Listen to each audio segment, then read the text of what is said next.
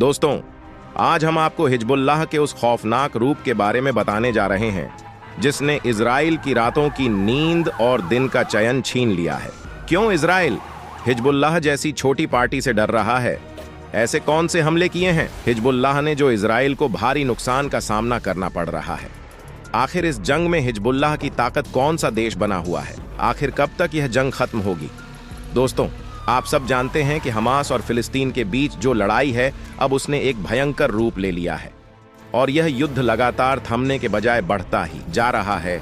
लाखों लोगों की इस जंग ने बलि ले ली है और ना जाने कितनी तादाद में लोग अस्पतालों में बेघर पड़े हुए हैं, जहां इमरजेंसी सायरें से इजराइल के लोग का दिल दहला हुआ है और उन्हें ऑर्डर मिलने पर बंकर में छुप पड़ रहा है। वहीं गाजा का तो हाल ही बेहाल हुआ पड़ा है। यहाँ लोग बंकर में नहीं बल्कि जमीन के अंदर दफन हो रहे हैं और जो लोग जख्मी हैं वह गाजा के अस्पतालों में मौजूद हैं। इजराइल ने गाजा में हाहाकार मचा रखा है। पहले तो दोस्तों इसने सिर्फ गाजा के लोगों को हवाई हमले के खतरे में डाला था, लेकिन अब तो इसने यहाँ पर ग्राउंड ऑफ ऑन ऑपरेशन भी शुरू कर दिया है और उत्तरी गाजा में इस टाइम इजरायली सेना ने आतंक मचा रखा है या हमास के ठिकानों को निशाना बनाया जा रहा है और जरा सी भी हलचल महसूस होने पर इजरायली सेना बमबारी करती हुई नजर आ रही है। वहीं हमास के लड़ाके घर में छुपकर इजरायली सेना पर निशाना लगा रहे हैं। उत्तरी गाजा में तो इजराइल का रौद्र रूप देखने को मिल रहा है। साथ ही इन्होंने दक्षिणी गाजा में भी ग्राउंड ऑपरेशन की तैयारी शुरू कर दी है। इस वक्त उत्तरी गाजा और दक्षिणी गाजा के बीच इजरायली सेना दीवार बन के खड़ी है। दोस्तों, हमास इजराइल को टक्कर का मुकाबला देता हुआ नजर आ रहा है, जिसके पीछे की वजह है हिजबुल्लाह और ईरान। सही सुना आपने। लेबनान की एक शिया पार्टी है जो कि हमास के समर्थन में खड़ी हुई है और यह हमास से न सिर्फ सैन्य ताकत में बल्कि हथियारों में भी काफी स्ट्रांग है। वह इन दोनों का गुरु है ईरान, जो इन्हें पैसे से लेकर हथियारों तक हर चीज टाइम पर मुहैया करा रहा है। जहां एक तरफ इजराइल को हमास के साथ मुकाबला करना पड़ रहा है, वहीं अब हिजबुल्लाह भी इसके सामने खुल के आ गया है और इजराइल को एक के बाद एक धमकियां दे रहा है। इतना ही नहीं दोस्तों, इस पर ताबड़तोड़ निशाने भी लगा रहा है। हाल ही में अभी खबर आई है कि हिजबुल्लाह ने अपने जंगी रवैये से इजराइल पर एक जोरदार हमला किया है और इजराइल के एक इलाके पर ऐसा रॉकेट दागा है कि इसमें 2 कार चपेट में आ गई हैं। जब इजराइल ने हिजबुल्लाह का यह भयानक रूप और यह अंदाज देखा तो इजराइल भी चुप नहीं बैठा, बल्कि इसने भी हिजबुल्लाह के कई ठिकानों को निशाने पर ले लिया और यहां हवाई हमला कर इन्हें नस्ते नाबूद कर दिया। पहले तो इन दोनों की दुश्मनी सिर्फ लेबनान और इजराइल बॉर्डर पर ही देखने को मिल रही थी, जहां एक तरफ हिजबुल्लाह बम से इजराइल के पसीने छुड़ा रहा था तो वहीं इजराइल भी इसे डराने धमकाने में कोई कसर नहीं छोड़ रहा था।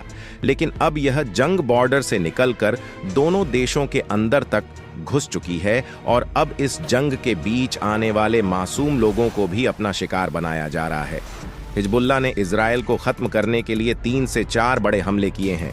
सबसे पहले हिजबुल्लाह ने मस्कौफम पर हमला किया और हिजबुल्लाह ने यह दावा भी किया है कि उसका जो रॉकेट था वह एकदम सटीक निशाने पर जाकर लगा। इसके बाद इसने यफ बैरक पर हमला किया और इसी बीच बयात बलिदा साइट पर बमबारी देखने को मिली भी है। इस हमले से भी दोस्तों इजराइल को काफी नुकसान उठाना पड़ा, लेकिन यह मामला यही नहीं थमा, बल्कि इसके बाद भी हिजबुल्लाह ने निडर होकर लगातार हमले किए और इसका अगला निशाना था यफ्द मुतला साइट। हिजबुल्लाह ने एक के बाद एक बड़े हमले करके यह साबित कर दिया है कि अब इजराइल का सिर्फ एक ही दुश्मन नहीं है जो सिर पर कफन बांधे इस जंग में उतरा है, बल्कि हमास का साथी हिजबुल्लाह भी दुश्मन देश को खत्म करने की कसम खा चुका है। लेकिन ऐसा नहीं है कि इन दोनों दुश्मनों को देखकर इजराइल घर में छुप के बैठ गया है। जी नहीं दोस्तों, इजराइल ने भी हिजबुल्लाह को मुंह तोड़ जवाब देते हुए लेबनान को कफर सोबा और खैया जैसी जगहों पर बम रॉकेट फेंककर आतिशबाजी की है और यकीनन इन हमलों से इन इलाकों में भी न सिर्फ हाहाकार मचा हुआ है बल्कि इन्हें भारी मुसीबत का सामना भी करना पड़ रहा है। यानी कि आप देख सकते हैं कि दोनों ही दुश्मन किस तरह से एक दूसरे पर लगातार हमले कर रहे हैं। वैसे अगर बात करें दोनों देशों में से सबसे ज्यादा नुकसान किसे हुआ है, तो एक रिपोर्ट के अनुसार ऐसा बताया जा रहा है कि इजराइल ने जो लेबनान इजराइल बॉर्डर मोर्चे पर हमले किए हैं इसमें हिजबुल्लाह के करीब 70 से 80 लड़ाके मारे जा चुके हैं। वहीं हिजबुल्लाह के हमले से इजराइल ने भी अपने 17 से 18 सैनिक गंवा दिए हैं। लगातार यह युद्ध दिन प्रतिदिन आगे पकड़ते जा रहा है। गाजा में जो इजराइल ने तबाही मचाई है, उसी के नतीजे में यह सब देखने को मिल रहा है। भले ही हमास ने 7 अक्टूबर को 20 मिनट में 5000 रॉकेट दागकर इजराइल के साथ जंग की शुरुआत की थी, लेकिन कौन जानता था कि यह 5000 रॉकेट से होने वाली शुरुआत 5 लाख रॉकेट पर जाके रुकेगी। गाजा में हजारों मासूम लोगों की मौत देखकर न सिर्फ गाजा पट्टी बल्कि पूरी दुनिया के ही होश उड़े पड़े हैं। इसलिए जहां लोग पहले इजराइल का समर्थन कर रहे थे, वहीं अब फिलिस्तीन के सपोर्ट में नजर आ रहे हैं। अगर हमास के समर्थन की बात करें तो इसमें ईरान, हिजबुल्लाह, टर्की, सऊदी अरब और पश्चिम देश मिलकर इजराइल के खिलाफ आवाज उठाते हुए नजर आ रहे हैं। अरब देशों ने तो इजराइल को धमकी दी थी कि अगर गाजा में हमलों को रोका नहीं गया तो इजराइल का खात्मा बिल्कुल तय है। वहीं ईरान के राष्ट्रपति ने ऐलान किया था कि यह जंग ऐसे नहीं रुकेगी। जो लोग इजराइल के साथ हाथ मिलाए बैठे हैं और उसका साथ दे रहे हैं, उन्हें भी नस्ते नाबूद कर दिया जाएगा। जहां एक तरफ ये सारे देश हमास के साथ ही बने खड़े हैं, वहीं इजराइल के साथ है दुनिया का सबसे ताकतवर देश अमेरिका, जिसने भूमध्य सागर में अपने जंगी जहाज तैनात कर दिए हैं ताकि अगर इजराइल पर कोई भी आंच आए तो यह देश उसे बैकअप दे सके और उसके दुश्मन को मजा चखा सके। वैसे सोचने वाली बात है कि इजरायली सैनिकों ने जहां गाजा में घुसकर ग्राउंड ऑपरेशन चलाया हुआ है, वहीं हमास के कुछ खास एक्शन नहीं दिखाई दे रहे हैं। इसकी भी दोस्तों एक बहुत बड़ी वजह है। दरअसल ऐसा बताया जा रहा है कि हमास के लड़ाकों ने गाजा पट्टी में इन्हें इसलिए घुसने दिया है ताकि यह उन्हें अपने जाल में फंसा सके। यहाँ जमीन में हमास ने अपने दुश्मन के लिए बारूद बिछा रखे हैं ताकि जब दुश्मन ज्यादा तादाद में यहाँ पे आए तो उन्हें खत्म करने में आसानी हो। और यही वजह है कि इजरायली सेना को गाजा में न सिर्फ घुसने का रास्ता मिला है, बल्कि वह यहाँ पर अपनी सेना और टैंक्स के साथ चप्पे चप्पे पर भी घूम रहे हैं। जब ये टैंक्स मलबे के करीब से गुजरेंगे तो मलबे में छुपा बारूद तहलका मचा देगा और इन टैंक्स के साथ साथ सब कुछ मिलके जल के राख हो जाएगा। यानी जो गाजा पट्टी लोगों की चीख से गूंज रहा था, वह अब इजरायली सेना की कब्र बनेगा। लेकिन सवाल यह उठता है कि आखिर क्या यह सब सच में होने वाला है? क्या वाकई हमास ने यह खुफिया प्लानिंग कर रखी है, और अगर ऐसा होगा तो फिर कब होगा? आइए बताते हैं। दरअसल दोस्तों, अमेरिका की एक रिपोर्ट के अनुसार ऐसा बताया जा रहा है कि जहां जहां इजराइल हमले किए हैं, जिन हमास के ठिकानों को इजराइल ने उड़ाया है, वहीं पर हमास के लड़ाकों ने किल जोन बना लिया है। और इसके लिए इन्होंने सुरंगें तो बना ही है, साथ ही इन्होंने मलबे का भी इस्तेमाल किया है।